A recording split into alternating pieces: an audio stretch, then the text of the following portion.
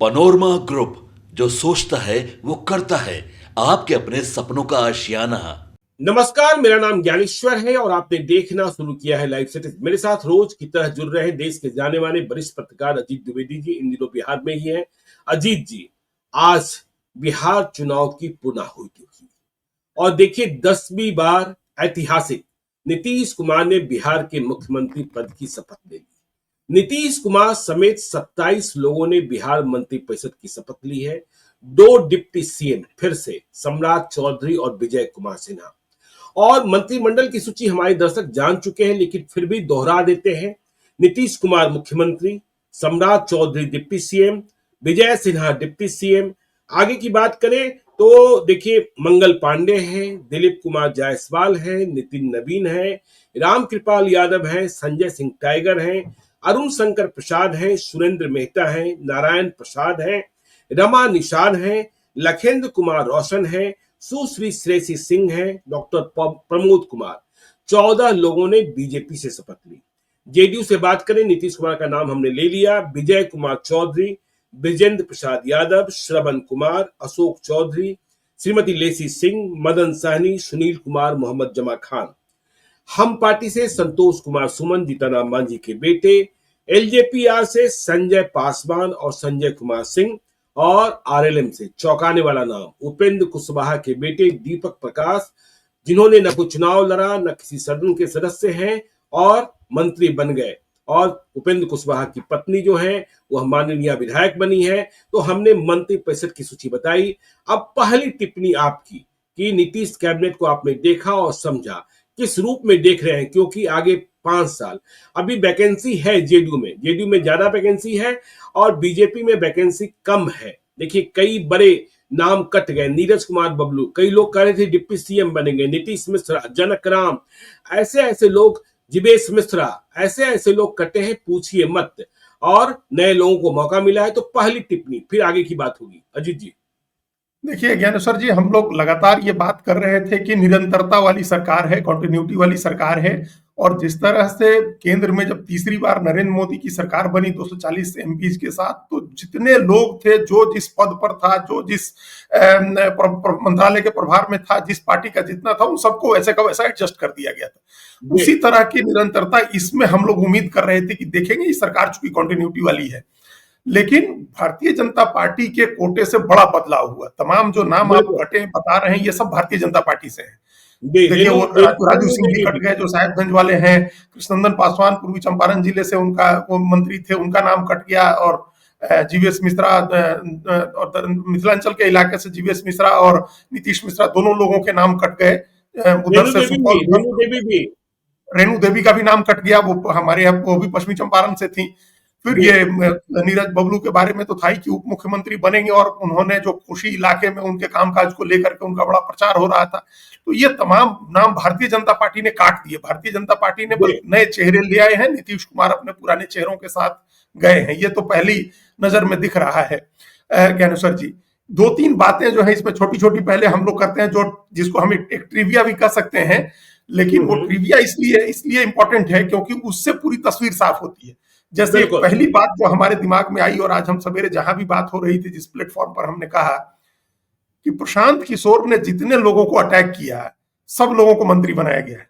तो ये लग रहा था कहां तो ये लग रहा था कि प्रशांत किशोर जिनको अटैक कर रहे हैं उनका करियर खत्म कर दिया प्रशांत किशोर ने, उनका करियर खत्म हो जाएगा। लेकिन खोज करके मंत्री बनाया गया। मतलब अशोक चौधरी मंत्री बने हैं, सम्राट चौधरी डिप्टी सीएम बने हैं, मंगल पांडे मंत्री बने, ये सब लोग पहले से थे।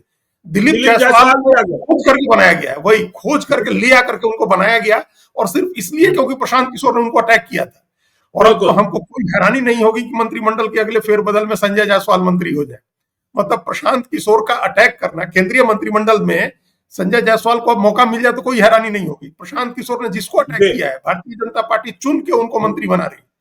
पहली बात तो ये समझ में आई कि एक मैसेज देना चाह रही है कि हमारे ऊपर, ताकि जनता में ये मैसेज जाए, अगर आप हटा देंगे तो उस व्यक्ति के ऊपर हमेशा के लिए वो आरोप चिपक जाते हैं। ये माना जाता है कि इनको इस आरोप के चलते हटाया गया था। तो भारतीय जनता पार्टी का एक सिद्धांत है, जो राजनाथ सिंह ने एक समय कहा था कि हमारे यहाँ इस्तीफा नहीं होता है, तो वो हटाया भी नहीं जाता।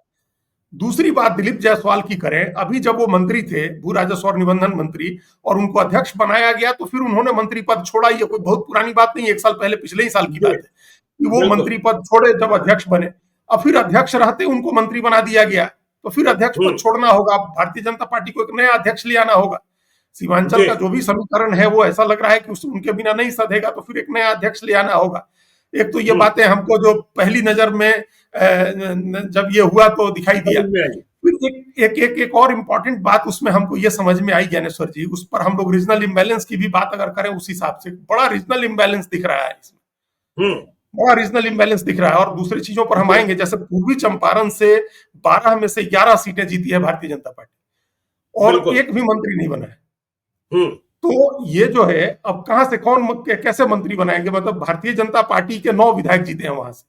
जी, पहले एक समय प्रमोद कुमार होते थे, फिर उसमें कृष्णनंदन पासवान हो गए थे। आरजेडी की भी सरकार जब बनी थी तब भी वहां से समी मोहम्मद मंत्री बने थे। तो कोई ना कोई, पूर्वी चंपारण इतना बड़ा जिला है, दूसरा हमको लगता है बिहार का दूसरा सबसे बड़ा जिला होगा, और इतना बड़ा रिजल्ट आया तो वहां से मंत्री नहीं है।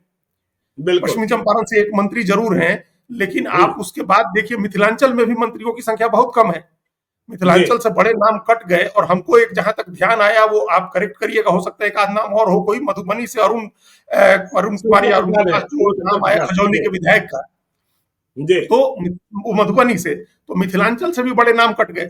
और आप संजय सरावगी नहीं बने, संजय सरावगी नहीं बने, संजय सरावगी नहीं बने, जीवेश मिश्रा नहीं बने, नीतीश मिश्रा नहीं बने, तो मिथिलांचल के तो नाम सारे कट गए। तो मिथिलांचल अनरिप्रेजेंटेड है, जो एक तरह से अनरिप्रेजेंटेड या बहुत कम रिप्रेजेंटेशन है, जबकि इतना इंपॉर्टेंट इलाका है और भारतीय जनता पार्टी का और दोनों के लिए अच्छा गढ़ माना जाता है वो। तो पूर्वी चंपारण और मिथिलांचल दोनों। अब आप देखिए, मुजफ्फरपुर से 2 मंत्री बना दिए भैया, फतेहपुर से भी, और एक वो जो इनकी रमा निषाद कोराई से भी। तो आपने मुजफ्फरपुर से 2 मंत्री, वैशाली और मुजफ्फरपुर से 2 मंत्री, हम उस इलाके में आपने 2 मंत्री बना ही दिए। हाजीपुर जोड़ रहे तो एक और मंत्री हो गया। वैशाली से तो जुड़िएगा तो फिर संजय सिंह भी आ ही गए, हाजीपुर वाले जो मंत्री बन गए। तो उधर से रिप्रेजेंटेशन आपने बढ़ा दिया। पटना से 2 लोग मंत्री बन गए, रामकृपाल यादव भी। और जी, आप दीपक प्रकाश को भी कहाँ जोड़ रहे हैं? आप दीपक प्रकाश को भी वैशाली ही जोड़िए ना, वैशाली से ही जोड़ रहे, वही वैशाली से ही जोड़ रहे। देखिए 4 मंत्री हो गए, ऐसे ही हो गए। तो वैशाली मुजफ्फरपुर जो है, उसे तो 4 मंत्री हो गए। पटना से फिर उसके आगे सटे हुए पटना में आइए तो 2 मंत्री हो गए। अब नवीन भी हुए और रामकृपाल यादव भी मंत्री बना दिए। सारण में भी 2 मंत्री हो गए, मंगल पांडे भी हो गए, सुनील कुमार भी हो गए। भोरे और सिवान दोनों से आपने 2 मंत्री वहां से भी आ गए। और फिर इधर बढ़िएगा तो आप समूचा मगध और शाहाबाद और पूर्वांचल अंग प्रदेश, सारा सब कुछ तो आपने वहां दे दिया। मतलब आप मुंगेर का रिप्रेजेंटेशन देखिए, बेगूसराय का देखिए, आप उस पूरे इलाके का देखिए, समस्तीपुर से लेकर के उस इलाके को आप चले अगर बढ़ा दें उधर, तो कितना बड़ा, सब मंत्री तो सारे उधर से ही आ गए। तो ये पता नहीं कैसे इम्बैलेंस हुआ, जबकि इतना दिमाग लगा करके, इतनी तैयारी करके मंत्रिमंडल का गठन हुआ है। और अब भारतीय जनता पार्टी के पास तो अगर हम लोग फॉर्मूले की बात करें तो 14 तो मंत्री बन गए उनके, अब कितने बन जाएंगे? 2 या 3 और मंत्री बन जाएंगे। तो ये जो अंडर रिप्रेजेंट हो गया, हो गया डिस्ट्रिक्ट या बड़ा इलाका, उसको क्या पता नहीं कैसे उसमें प्लान किया गया। वो एक सोचने की बात होगी कि अब कितनी जल्दी होगा। अगर बहुत भी जल्दी भी करेंगे तो 2 महीने, 4 महीने, 6 महीने कब करेंगे ये कैबिनेट का रिसफल? इतने दिनों तक तो नहीं बनेंगे लोग मंत्री। तो ये वहां के इलाके के लोग कहां जाएंगे? ले दे करके पूर्वी पश्चिमी चंपारण से आपने 1 मंत्री बनाया है, नारायण शाह को भी मंत्री बनाया है, जो कि ऐसा भी नहीं है कि बड़े पॉपुलर और बहुत बड़े नेता हैं कि उनका ऐसा कद है कि पूर्वी पश्चिमी चंपारण के लोग उनसे अपने को आइडेंटिफाई कर लेंगे। और फिर बगल में अगर सीतामढ़ी शिवहर देख लें तो 1 मंत्री उस इलाके से बनाया आपने। तो इतना बड़ा इलाका तिरहुत का, पूरा पूर्वी चंपारण, पश्चिमी चंपारण, शिवहर, सीतामढ़ी, और 2 मंत्री हैं। बिल्कुल। और दोनों कोई बड़ा नेता नहीं मंत्री बना है। भाजपा के इन 14 मंत्रियों में बिहार में उद्योग मंत्री को किसे देखते हैं आप अजीत जी? देखिए, उद्योग मंत्री जो बनता है वो डूब ही जा रहा है। उद्योग मंत्री, देखिए कहा गया बिहार में उद्योगों का जाल बिछेगा, बिहार विकसित बनेगा। तो ये 14 मंत्री, तो 14 मंत्री में कौन है जो उद्योग मंत्री बन सकते हैं? नीतीश मिश्रा, समीर महासेठ, शाहनवाज हुसैन, सबकी कहानी आप जानते हैं। बड़ा आप सबको ऐसा ना हो गया ज्ञानेश्वर जी कि अब लोग लेने से बचने लगे। जैसे कई बंगले हैं पटना में, कई बंगले हैं पटना में जिसमें कोई जाना नहीं चाहता है। जो उस बंगले में जाता है उसके बाद वह कुछ रहता ही नहीं है। देखिए ये दिल्ली में भी है बंगला, सामनाथ मार्ग का जी एक बंगला था, उसमें कोई नहीं रहता है, कोई नहीं जाता। अल्टीमेटली एक ऑफिस खोल दिया गया वहां, जब दिल्ली डेवलपमेंट वो बना एक आयोग, तो वहां का ऑफिस खोल दिया गया। ऐसी एक समय था जब नोएडा नहीं जाता था, उत्तर प्रदेश का कोई भी मुख्यमंत्री रहते, नोएडा नहीं जाता था। हम्म तो इस नहीं, तरह पटना कोई में नहीं जाता। मुकेश सहनी को जो बंगला मिला था, उस बंगले की कहानी भी ऐसी ही है। शाहनवाज हाँ। हुसैन जिस बंगले में गए थे, उसकी कहानी भी ऐसे ही है। पटना में कई ऐसे बंगले हैं जहां प्रवेश करना वर्जित माना जाता है, और जो गया है वह डूब गया है। तो वही तो, अब उद्योग मंत्री कोई बनना चाहेगा या नहीं बनना चाहेगा, जबकि इतना सरकार बहुत बड़ा बजट आने वाला है उसमें। अगर हम लोग बिल्कुल। मतलब बाद में आएंगे, वादों पर विस्तार से चर्चा करेंगे, लेकिन अभी बात आ गई तो कह दें कि 1 लाख करोड़ रुपया इंडस्ट्री में लगाना है। 1 लाख करोड़ रुपए का कैपिटल एक्सपेंडिचर रखा है, भारत कहा गया है कि एनडीए के घोषणा पत्र में। तो उतना बड़ा बजट जहां से आए, केंद्र से आए या कर्ज लें, वो आना है जी। इंडस्ट्री में। और उसका मिनिस्टर जो बनता है, उसकी कुर्सी चली जाती है। तो कौन बनना चाहेगा? क्या क्या रास्ता निकालते हैं लोग कि कुछ एक और मंत्रालय के साथ तो उद्योग को जोड़ दिया देखिए, जाए, कुछ जो रास्ता नाम है, निकलेगा। 14 नाम है: सम्राट चौधरी, विजय कुमार सिन्हा, मंगल पांडे, दिलीप कुमार जायसवाल, नितिन नवीन, रामकृपाल यादव, संजय सिंह टाइगर, अरुण शंकर प्रसाद, सुरेंद्र मेहता, नारायण प्रसाद, रमा निषाद, लखिंद्र कुमार रोशन, श्रेयसी सिंह, प्रमोद कुमार। अब तो इसमें अब किनके बारे में कहा जाए? दिलीप जायसवाल बन सकते हैं, दिलीप जायसवाल बन सकते हैं, नितिन नवीन के बारे में भी सोचा जा सकता है। अब सम्राट चौधरी, विजय सिन्हा तो उद्योग नहीं ही लेंगे। अब श्रेयसी सिंह अब खेल बनती हैं कि उद्योग, क्योंकि देखिए उद्योग के लिए तो आप समझ ही रहे हैं, और बाकी किसी के नाम पर समझ में बात आती नहीं। उद्योग मंत्री बनेगा कौन? नहीं उद्योग देखिए, मंत्री दो बनेगा लोगों कौन? ने जो दो लोग बने इसके पहले, उन लोगों ने एक बेंचमार्क सेट किया है, एक बेंचमार्क बिल्कुल। सेट किया। अपने निजी संबंधों का भी इस्तेमाल किया, अपना जो उनका आउटरीच है, जिस तरह का आउटरीच करते हैं वो लोग, जितने लोगों को जानते हैं देश में, जो बैकग्राउंड है। हम लोग जान रहे हैं कि शाहनवाज हुसैन का एक बैकग्राउंड है, अपना नीतीश मिश्रा का भी बड़ा बैकग्राउंड है, और वो बहुत ही अच्छा काम कर रहे थे। और एक उनको फायदा भले अमेरिका तक गए, समीर महासेठ भी अमेरिका तक गए, व्यापारिक घराने से अमेरिका आते तो हैं। खैर ठीक बात है। तो ऐसे लोग बने हैं, तो अब भी बनाना तो ऐसा ही आदमी होगा जिसको बाहर लोग पहचानते हो, या अपने निजी संपर्कों से भी कुछ कर सके। तो वो बचना चाहेंगे लोग, या कोई टोटका उसमें जरूर कोई रास्ता निकालेंगे कि भाई एक मंत्रालय के साथ दूसरा जोड़ दिया जाए, किसी बड़े आदमी के साथ जोड़ दो ऐसा मंत्रालय, इसको कर दो, कुछ इस तरह का हो सकता है उद्योग मंत्रालय का रास्ता निकले। चूंकि वो जब टोटका, नेता लोग बहुत ज्यादा टोटका मानते हैं, नेता, खिलाड़ी और फिल्म वाले, ये लोग बहुत टोटके मानते हैं। जैसे बिल्कुल। जैसे उनके बारे में कहते थे लोग कि अरुण जेटली हमेशा 6666 नंबर की गाड़ी चाहिए होती थी उनको, उसी नंबर की गाड़ी से वो चलते थे। सचिन जी। तेंदुलकर के बारे में लोग कहते ही हैं कि हमेशा दाहिने पैड में सबसे पहले दाहिने पैर में पैड बांधते थे, या फील्ड पर आते हुए दाहिना पैर फील्ड में रखते थे। तो ऐसे बहुत टोटके होते हैं सिनेमा वालों के, नेताओं के, और फिल्म वालों के, ये क्रिकेट वालों के, खिलाड़ियों के। तो ये टोटके मानते हैं लोग, नेता लोग। अब देखिए उसमें से कौन ये बनता है। तो मंत्रिमंडल का फॉर्मेशन की हम लोग जो बात कर रहे थे, जो ट्रिविया हमने कहा था, उसमें एक आध चीजें और हैं, जैसे जमा खान नहीं फिर नहीं, मंत्री बन देखिए गए। टोटके की बात ये बिहार में कहा जाता है अशोक चौधरी के बारे में। जब भी अशोक चौधरी संकट में फंसते हैं और लगता है कुछ गड़बड़ हो रहा है, तो महादेव के पास चले जाते हैं और महादेव उनको बचा लेते हैं। बिल्कुल, वो तो कहते हैं हमेशा, जी बात बात पर महादेव कहते हैं, और वो महादेव की शरण में जाते हैं। वो अमरनाथ तक होके आए हैं, और वो केदारनाथ, अमरनाथ, और वो क्या, उनको मानसरोवर तक, तो इस तरह की जी यात्राएं वो बिल्कुल। करते रहते हैं। तो महादेव की कृपा हुई, फिर उनके ऊपर हमने कहा ना कि जितने लोगों के ऊपर अटैक हुआ, जितने लोगों को लगा कि करियर अब संकट में आ रहा है, वो सब देखिए अब ज्यादा मजबूती उनको मिल रही है इस सरकार में। बिल्कुल। फिर जमा खान को देखिए, लग रहा था कि टिकट मिलेगी कि नहीं मिलेगी, चुनाव जीतेंगे कि नहीं जीतेंगे। बसपा से आए थे पिछली बार, लेकिन नीतीश कुमार ने एक अपना कमिटमेंट दिखाया और उनको फिर से मंत्री बना दिया। वो वहां बसपा के इकलौते एमएलए जीते मुसलमान। पिछली बार नीतीश कुमार को वो कमी रह गई थी, तो वो ले आकर के, बसपा से ले आकर के उनको मंत्री बनाए थे। तो एक नीतीश कुमार का अभी भी अपनी सुमित सिंह हार पॉलिटिक्स गए, को श्रेयसी करके सिंह की किस्मत खुल गई। सुमित सिंह हार गए, श्रेयसी सिंह की किस्मत खुल गई। श्रेयसी सिंह की किस्मत खुल गई। उस इलाके से ले आना था, एक युवा को ले आना था, एक युवा चेहरा। अभी इस बार वो सुमित सिंह जीत करके आते तो मंत्री बनते ही। तो युवा मंत्रालय है, खेल मंत्रालय है, श्रेयसी सिंह के लिए तो बहुत ही अच्छा अवसर हो गया। तो इसका जमा खान का हम जिक्र इसलिए कर रहे थे कि कहीं ना कहीं ये लग रहा है कि नीतीश कुमार अपनी राजनीति नहीं छोड़ रहे हैं इस समय भी जब ये सब आदमी मान रहा था कि पूरी तरह से निर्भर हो गए, अब क्या बीजेपी ही संभालेगी, सब बीजेपी करेगी, ऐसे समय में भी उन्होंने अपनी अपनी राजनीति की है। बीजेपी तो नहीं चाहती कि कोई मुसलमान मंत्री बने, उन्होंने बनाया। अजीत जी कल रात को 9 बजे नीतीश कुमार सोने चले। उन्होंने अपने मंत्रियों की सूची फाइनल कर दी, और वह सूची पटना के मौर्या होटल में आकर ठहरने वाले अमित शाह को भिजवा दी कि हमारी सूची ये है, अभी हम इनको बना रहे हैं, इसके हिसाब से सामाजिक संतुलन बैठा लीजिए। देखिए, नीतीश कुमार की सूची में नीतीश कुमार के मंत्रियों में अभी कोई कुशवाहा नहीं दिखा है, अभी कोई कुशवाहा नहीं दिखा है।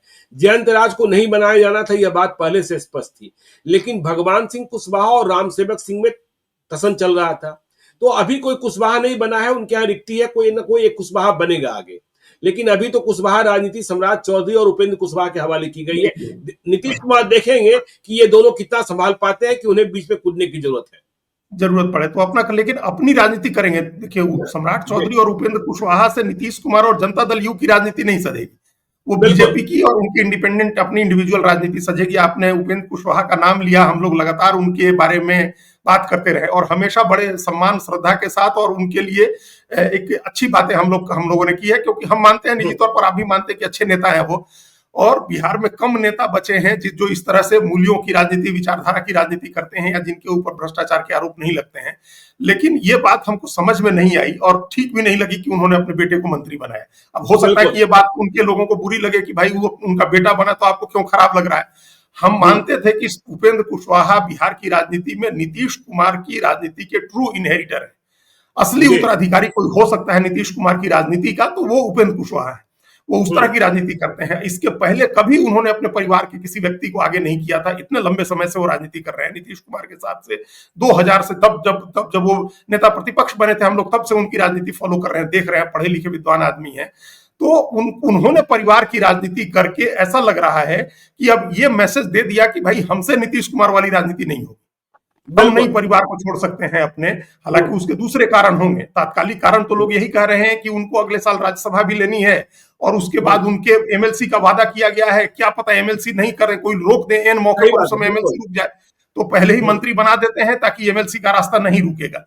तो ये उनकी एक तात्कालिक राजनीति हो सकती है। एक तात्कालिक राजनीति ये भी हो सकती है, उन्होंने देखा कि किस तरह से परिवार को छोड़ करके बाकी सब लोग पार्टी छोड़ करके चले जाते हैं, छोटे लोग कैसे भाग जाते हैं, पार्टी छोड़ देते हैं, डिजर्ट कर देते हैं। मुकेश सहनी के साथ क्या हुआ, चिराग पासवान के साथ क्या हुआ। हो सकता है कि इस वजह से भी उन्होंने सोचा हो कि पत्नी एक एमएलए रहेगी, बेटा एमएलसी रहेगा, हम अपने कंट्रोल रखेंगे तो कंट्रोल में रहेंगी चीजें, ये भी कारण हो सकता है।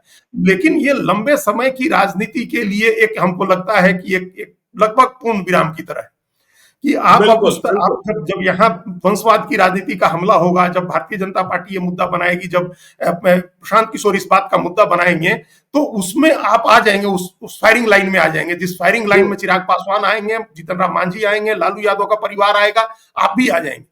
तो एक लॉन्ग टर्म की राजनीति जो दिख रही थी अभी उनके हिसाब से कि वो नीतीश कुमार के बाद वो एक चेहरा हो सकते हैं लौकुश और धानु की पॉलिटिक्स का, वो एक हमको लगता है उसकी संभावना थोड़ी कमजोर हो गई। उनको अभी इतनी जल्दबाजी नहीं करनी चाहिए थी। एक पत्नी को उन्होंने बना दिया था, खुद ही राज्यसभा में है, बेटे को एमएलसी बना के मंत्री बनाएंगे, तो अब वो जो अलग तरह की राजनीति करते थे, परिवारवाद, वंशवाद नहीं, भ्रष्टाचार नहीं, ये सब अब भ्रष्टाचार के तो खैर अभी भी आरोप नहीं है, लेकिन पत्नी को ही बना लेते। और एमएलसी कहा जा रहा है, एमएलसी के बारे में कहा जा रहा है कि लिखित नामा था, उसे तुरंत वह इनकैश कराना चाहते थे कि बाद में कोई मुकर न जाए।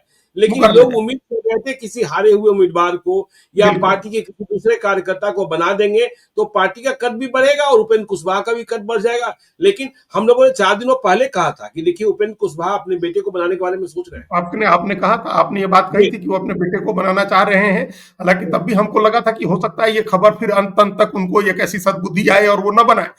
उनको इस बात के लिए जाने जाते हैं कि अपने कार्यकर्ताओं को महत्व देते हैं, वो कार्यकर्ता को याद रखते हैं, कार्यकर्ता के काम को याद रखते हैं। लेकिन उन्होंने अपने बेटे को बना दिया और अब उस लाइन में है जिस लाइन में बिहार के बाकी सारे दूसरे नेता हैं। तो ये एक उनका प्रसंग आ गया था। तो खैर कुशवाहा राजनीति में नीतीश कुमार जरूर अपना एक मंत्री बनाएंगे, इसमें कोई दो राय नहीं, क्योंकि वो अपनी इंडिपेंडेंट पॉलिटिकल लाइन नहीं छोड़ रहे हैं। ज्ञानेश्वर जी, जमा खान का नाम देख करके हमको लगा कि वो अपनी इंडिपेंडेंट पॉलिटिकल लाइन नहीं छोड़ रहे हैं। यही आप नोट कीजिए, नालंदा में बीजेपी की एंट्री बंद कर दी, सुनील कुशवाहा गायब बीजेपी की सूची से। हाँ, देखिए कृष्ण कुमार मंटू गायब, उस राजनीति को भी कि वो जो इंडिपेंडेंट पॉलिटिक्स था कि जिस पॉलिटिक्स में हमारा दखल है उस पॉलिटिक्स में वो दूसरे को नहीं घुसने दे रहे हैं। नहीं घुसने देंगे। और हम लोग कृष्ण कुमार मंटू जब उन्होंने कुर्मी चेतना रैली की और मंत्री बने, तब हम पटना में ही थे, आपके साथ बैठ करके हम लोगों ने चर्चा की थी और ये कहा था कि ये एक बीजेपी अपना दाव चल रही है, नीतीश कुमार थोड़े कमजोर और सेहत उनकी खराब है, इसका फायदा उठाने के लिए बीजेपी अब कुर्मी राजनीति भी, कोयरी के साथ साथ कुर्मी राजनीति भी साधना चाह रही है। और इस बात को नीतीश कुमार समझ रहे थे, पहला मौका मिलते ही उन्होंने इस राजनीति पर विराम लगा दिया कि ये राजनीति हम करेंगे। तो वो अपनी राजनीति कर रहे हैं, इसलिए वो कुशवाहा मंत्री भी आएगा, जमा खान भी इसीलिए आए हैं। और एक इंडिपेंडेंट साथ चलते हुए भी जो एक दूरी रखने का नीतीश कुमार का एक तरीका होता है राजनीति करने का, वो अभी ये राजनीति इस बार भी दिखाई देगी। और ये राजनीति तब तक दिखाई देगी, देखिए अभी कोई जो अभी फॉर्मेशन देखा सरकार का हम लोगों ने, या जो कोऑर्डिनेशन सद्भाव दिखा ज्ञानेश्वर जी, उसमें अभी तत्काल कोई चुनौती नहीं है, कोई राजनीतिक घटनाक्रम, कोई उलटफेर नहीं दिख रहा है। और एटलीस्ट उत्तर प्रदेश के विधानसभा चुनाव तक नहीं दिख रहा है। उत्तर प्रदेश का विधानसभा चुनाव मार्च अप्रैल में होगा 2027 में, अभी लगभग 1.5 साल का समय है। तो इस 1.5 वर्ष में तो कुछ नहीं होने वाला है, क्योंकि ये समीकरण ऐसा लग रहा, कई लोग इस उम्मीद में थे कि 6 महीने में ही हो सकता है हो जाए, 6 महीने में नीतीश कुमार को हटा दिया जाए, मुख्यमंत्री बीजेपी अपना बना ले, वो राज्यसभा चले जाए। तो अभी कम से कम 1.5 साल तो इसकी संभावना नहीं दिख रही है, क्योंकि उत्तर प्रदेश में भी सारी पॉलिटिक्स ज्ञानेश्वर जी गैर यादव पिछड़ा वोट पर टिकी हुई है। और आप देखिए ये कोई अनायास नहीं था कि केशव प्रसाद मौर्य यहाँ सहप्रभारी थे और वहीं ऑब्जर्वर बने, और उन्हीं के ऑब्जर्वर रहते हुए सम्राट चौधरी को भारतीय जनता पार्टी विधायक दल का नेता चुना गया। और आज भी बहुत प्रोमिनेंटली मंच पर अगर नायब सिंह सैनी दिख रहे थे या धर्मेंद्र प्रधान दिख रहे थे, तो ये एक जो गैर यादव ओबीसी का मैसेज है, वो एक बड़ा मैसेज बीजेपी बनवाना चाह रही है। और वो बनेगा नीतीश कुमार, सम्राट चौधरी और विजय सिन्हा, इन तीनों नामों से बनेगा। कि भूमिहार की पॉलिटिक्स देखिए, भूमिहार उत्तर प्रदेश में कई कारणों से नाराज है। हालांकि मनोज सिन्हा को गवर्नर बना के रखा हुआ है, लेकिन वो केंद्र में मंत्री नहीं बन सके, उनको राज्यसभा नहीं मिली। ये माना गया कि योगी आदित्यनाथ के साथ किसी टकराव की वजह से उनको दूर रखा गया है, और इसका बदला बनारस के चुनाव में भूमिहारों ने लिया था। प्रधानमंत्री की जीत का अंतर देखिए कितना कम हो गया था अजय राय के मुकाबले। तो भूमिहार भी साधना है और कोयरी कुर्मी भी साधना है। अनुप्रिया पटेल तो है वहां, लेकिन केशव प्रसाद मौर्य और अनुप्रिया पटेल के अलावा आपको नीतीश कुमार और सम्राट चौधरी की भी जरूरत है। तो उत्तर प्रदेश का चुनाव आएगा मार्च अप्रैल 2027 तक, तो ये समीकरण चलता रहेगा। ये राजनीतिक चुनौती तब आएगी जब भारतीय जनता पार्टी किसी एडवेंचर में जाएगी। एडवेंचर में जाने का मतलब ये जब अपना मुख्यमंत्री बनाने की सोचेगी कि हम अपना मुख्यमंत्री बनाते हैं, हम सबसे बड़ी पार्टी हैं और हम अपना मुख्यमंत्री बनाते हैं। तो वो जब समय आएगा तब एक बड़ी राजनीतिक चुनौती पैदा होगी, एक बड़ा राजनीतिक घटनाक्रम बिहार में देखने को। अजीत जी देखिए, अभी जब हम लोग कार्यक्रम को रिकॉर्ड कर रहे हैं, विभागों का बंटवारा नहीं हुआ है। यदि विभाग बंटते हैं और सम्राट चौधरी को वित्त के अलावा कोई दूसरा वैसा मंत्रालय मिलता है जिससे छाप छोड़ी जा सकती है, तो फिर भाजपा के इरादे का पता चलेगा। कई लोगों ने यह मानना भी शुरू किया है। हाँ ठीक बात है, ये उससे पता चलेगा कि बीजेपी कोई ऐसी, अभी क्या विकास का एक रोड मैप बिहार में दिखाना है बीजेपी को, और ये बहुत जल्दी दिखाना है। भारतीय जनता पार्टी को ही दिखाना है। देखिए अब नीतीश कुमार को तो कुछ प्रूव नहीं करना है। नीतीश कुमार को क्या प्रूव करना है अपने को? तो वो जो डेवलपमेंटल पॉलिटिक्स है बिहार में, जो भी कुछ हुआ है वो नीतीश कुमार नहीं किया है। और चेंज, जिस बदलाव की बात करते हैं, वो सब नीतीश कुमार का ही लाया हुआ है। तो उनको अपने को प्रूव नहीं करना है नीतीश कुमार को। अब प्रूव करना है भारतीय जनता पार्टी। नीतीश कुमार को इसलिए भी नहीं प्रूव करना है कि उनको कहीं दूसरी जगह चुनाव लड़ने नहीं जाना है। भारतीय जनता पार्टी को प्रूव करना है क्योंकि 6 महीने के भीतर चुनाव आ रहे हैं, पश्चिम बंगाल में, असम में, और उधर तमिलनाडु, केरल, इन सब जगह चुनाव आने वाले हैं। तो एक तो इस चुनाव का जो एक मैसेज है, देखिए हम दो बातें हम सुन चुके प्रधानमंत्री नरेंद्र मोदी की। उन्होंने एक तो जीत के बाद पटना, वहां नई दिल्ली में पार्टी मुख्यालय में उन्होंने कहा कि बिहार से बह के गंगा जी जाती हैं बंगाल, तो अब बिहार से रास्ता बन गया है पश्चिम बंगाल का। और कल जब वो तमिलनाडु में थे तो उन्होंने कहा कि बिहार का माहौल हमारे पहुंचने के पहले ही तमिलनाडु भी पहुंच गया। तो बिहार के चुनाव की बड़ी जीत को भारतीय जनता पार्टी बंगाल में भी किनकैश करना चाहेगी और साउथ में एकदम तमिलनाडु में भी उसको भुनाना चाहेगी। तो उसके लिए जरूरी ये है कि आपने जो सामाजिक समीकरण बनाया ये तो दिखा दिया, लेकिन अब आपको एक डेवलपमेंटल पॉलिटिक्स का, डेवलपमेंटल ग्रोथ का एक नया मॉडल, आपको एक विकास का, एक तरक्की का एक नया मॉडल आपको दिखाना पड़ेगा। और वो तब दिखाएंगे और अपने चेहरे से दिखाएंगे। देखिए नीतीश कुमार के चेहरे से दिखेगा तो उसका लाभ बीजेपी को उतना नहीं है। सम्राट चौधरी को किसी और बड़ी जिम्मेदारी में लगा करके और एक आप रोड मैप बनाते हैं, एक ब्लूप्रिंट बनाते हैं और एक मॉडल बना करके पेश करते हैं, तो उसका बीजेपी को लाभ मिलेगा। ये निश्चित रूप से ये है। और उससे बिहार की पॉलिटिक्स का भी एक अंदाजा लग जाएगा कि आगे के लिए आप सम्राट चौधरी को तैयार किया जा रहा है कि वो कमान संभालेंगे। कब संभालेंगे ये बिल्कुल। बीजेपी अपनी सावधानी से तय करेगी, क्योंकि कोई एडवेंचर ऐसा एडवेंचर ना हो जाए जो उल्टा पड़ जाए। बीजेपी ऐसा जी। कुछ नहीं, ऐसा नहीं चाहेगी। और अपने गठबंधन के सहयोगियों को भी देखिए बीजेपी कितनी बारीकी से करती है। ज्ञानेश्वर जी, आपने देखा ही होगा मंच पर पीला रंग का गमछा लगा करके ओम प्रकाश राजभर घूम रहे थे। तो हमको बड़ी बिल्कुल। हैरानी हुई जब हमने ओम प्रकाश राजभर को देखा कि बिहार के चुनाव में वो बीजेपी के खिलाफ चुनाव लड़ रहे थे। उन्होंने जी, 50 बिल्कुल, से ज्यादा बिल्कुल। उम्मीदवार उतार दिए थे। वो कैंपेन कर रहे थे और चुनाव वोटिंग होने के बाद उन्होंने कहा था कि एनडीए चुनाव हार रहा है बिहार में और हुँ, महागठबंधन की जी, सरकार बन रही है। ये ओम प्रकाश राजभर ने कहा कि जब भी वोट बढ़ता हुँ, है तो राजद की सरकार बनती है, तो फिर राजद की सरकार बनेगी। और जैसे हुँ, नतीजे आए और उनको न्योता गया, वो अपना गमछा डाल करके मंच पर आ गए। भारतीय जनता पार्टी को भी पता है कि उनकी जरूरत है, वहां जितने में जरूरत है हुँ, उनको राजभर की जरूरत है। तो बीजेपी अभी से अपना समीकरण उत्तर प्रदेश के चुनाव के लिए बना रही है। तमाम सहयोगी साथ में बिल्कुल। रहे, यहाँ का सामाजिक समीकरण बना रहे। ओम प्रकाश राजभर भी आए, योगी आदित्यनाथ भी यहाँ आए। योगी आदित्यनाथ को दिखाया गया था बिहार के चुनाव में कि उनका एक डेवलपमेंट का मॉडल है जिसको बिहार में हम लागू करेंगे, और बिहार में हुँ, लागू होगा तो बीजेपी इसको अपने एक मॉडल की तरह वहां भी पेश करेगी। तो ये एक हुँ, विकास के जरिए, कामकाज के जरिए, मंत्रियों के विभागों के जरिए भी बीजेपी एक मैसेज देगी। उसमें सबसे बड़ा मैसेज सम्राट चौधरी के जरिए होगा, क्योंकि हुँ, आप नायब सिंह सैनी भी, सम्राट चौधरी भी और केशव प्रसाद मौर्य भी, ये सब अति पिछड़ी राजनीति के बड़े महत्वपूर्ण चेहरे हो गए हैं। अति पिछड़ा राजनीति में गैर यादव राजनीति के, और भारतीय बिल्कुल। जनता पार्टी अब काफी हद तक यादव राजनीति को साधने का जो जो प्रयास था उसका, उस प्रयास को बीजेपी ने छोड़ दिया, लगभग छोड़ दिया है। अंतिम 5 मिनट में 2 और विषय वस्तु पर हम लोग चर्चा कर लें। देखिए, आज प्रशांत किशोर मौन व्रत कर रहे हैं, वहां भितिहरवा गए हैं और बापू के समक्ष उन्होंने मौन धारण कर रखा है। कल दिन के 11 बजे उनका मौन व्रत टूटेगा, फिर बिहार में विपक्ष की आवाज बनने की कोशिश करेंगे। और दूसरी बात, तेजस्वी यादव, देखिए तेजस्वी यादव आज शपथ ग्रहण समारोह में नहीं गए, उन्हें बुलावा जरूर भेजा गया था। तेजस्वी यादव अब कब घर से निकलेंगे और कब विपक्ष की राजनीति को थामेंगे, इसका इंतजार भी है। बहुत लोग कह रहे थे कि उन्हें आज जाना चाहिए था, और यदि वे पहुंचते तो फिर समझ सकते हैं कि आज से ही उनकी चर्चा शुरू हो जाती कि देखो तेजस्वी निकल पड़ा। बिल्कुल तो पहुंचना प्रशांत चाहिए था। किशोर और अपने थे। आपने आपने हमने देखा, आपने सोशल मीडिया में अपने अपने एक हैंडल पर आपने लिखा भी था कि उनको जी, अगर राजनीति में अपने को ये कहना है, मतलब दिखाना है कि हम कर सकते हैं, तो उनको जाना चाहिए है। और हमको एकदम इमीडिएटली ध्यान आ रहा है उड़ीसा का चुनाव, जहां चुनाव अप्रत्याशित हार थी नवीन बाबू की। नवीन जी, पटनायक हार जाएंगे ये किसी ने नहीं सोचा था। नवीन पटनायक चुनाव हार गए। वो 2 सीटों से लड़े थे, 1 सीट से जीते, 1 सीट पर विधानसभा का चुनाव खुद हार गए थे नवीन पटनायक। बिल्कुल। लेकिन नवीन पटनायक शपथ ग्रहण समारोह में गए, मंच पर जाकर के जी, तमाम नेताओं से, भारतीय जनता पार्टी के नेताओं से मिले, सबको बधाई दी उन्होंने, मुख्यमंत्री को और मंत्रियों को। और जब विधानसभा का सत्र शुरू हुआ तो उस सत्र के पहले दिन उस विधायक की सीट पर गए जो जो खुद नवीन बाबू को हरा करके विधायक बना था, और उसकी सीट पर जाकर के उसको बधाई देकर के आए कि आप हमको हरा करके आए हैं और आपके ऊपर बड़ी जिम्मेदारी है इस विधानसभा में, इस महती सदन में आपकी बड़ी जिम्मेदारी है। तो ये एक बड़ा नेता कैसा होता है ये देखिए, ये हाल की मिसाल है। और ऐसा नहीं है कि हम आप जान रहे हैं तो वो लोग नहीं जानते होंगे। बिल्कुल। कितने भी अप्रत्याशित नतीजे थे। तेजस्वी यादव को जाना चाहिए था, उनको नई सरकार को बधाई देनी चाहिए थी, और पहले दिन ये कह देना चाहिए था कि हम बहुत मजबूत विपक्ष के तौर पर डटे रहेंगे और हम आपसे सवाल पूछते रहेंगे।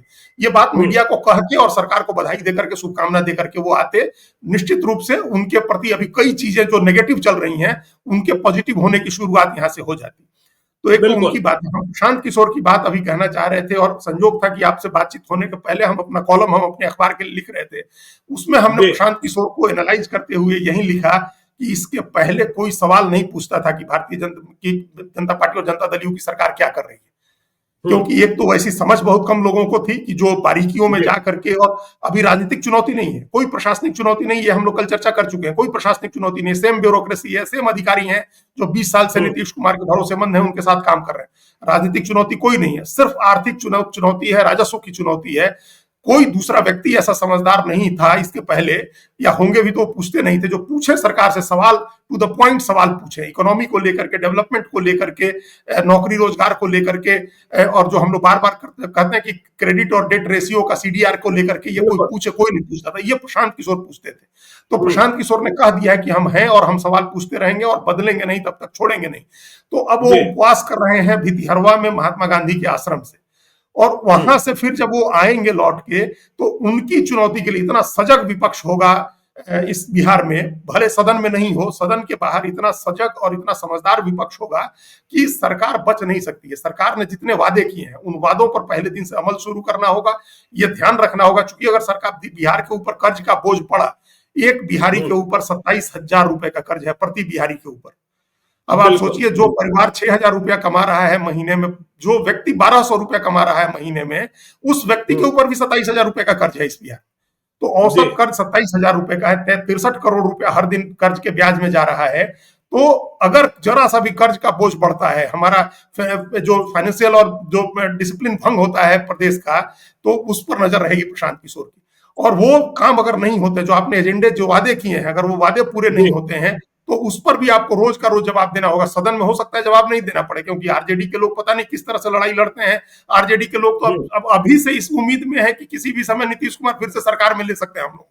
ये आप सोचिए कैसी बात है। मतलब अभी कह रहे थे लोग आरजेडी के लोग कि चाचा किसी दिन बनवा देंगे, भतीजा को उप मुख्यमंत्री बना के फिर सरकार में ले लेंगे, बीजेपी वाले उनको परेशान करेंगे तो फिर भतीजा के साथ चले जाएंगे। तो जो पहले से जो पार्टी इस उम्मीद में बैठ जाएगी, वो सरकार से क्या सवाल पूछेगी?